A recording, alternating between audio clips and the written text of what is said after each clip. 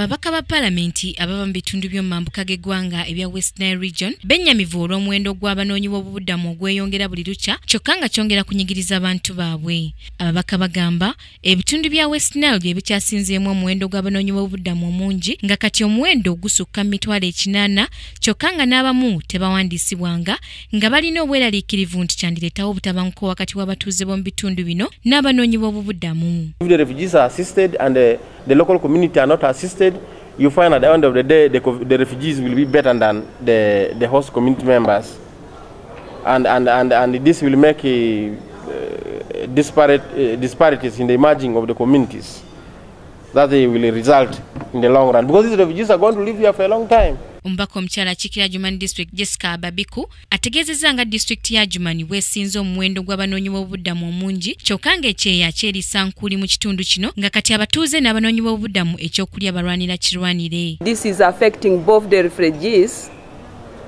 and also the hosting communities.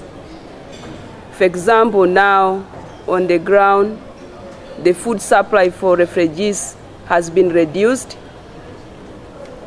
Many of the population is given money, 300,000 per household, and therefore we struggle with the refugees to purchase food.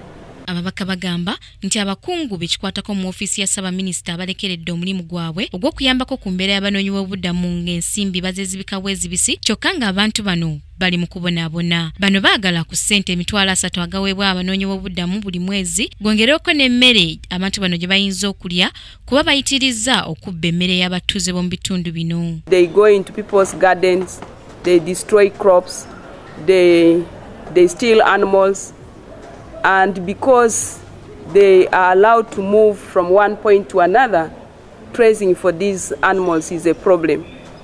And it is a behavior, if not well controlled, this is going to cause a lot of conflict in the community. Banera basaba gavumenti enyweze ebyokwerinda mu mambuka g'eggwanga kubanga abanoonyi b'obuddamu naddala abava mu ggwanga lya South Sudan bayingira n'emmundu ekintu ekirese obunkenke mu bitundu bino. Come in with guns, which is a source of insecurity. So I request that the government takes this seriously and ensure that there is proper scrutiny, there is proper checking. And this will not only target the men, because some of their wives also come with properties, and at the end these guns find themselves in our country. Ebitundu by'amambuka g'eggwanga omuli district ya Jomani, Moyo, Yumbe ne Arua byekyasinzeemu omuwendo omungi ogw'abanoonyi b'obuddamu ng'abasinga ku bo bava mu ggwanga lya South Sudan. Samla Anifa, KTV, amalindirire.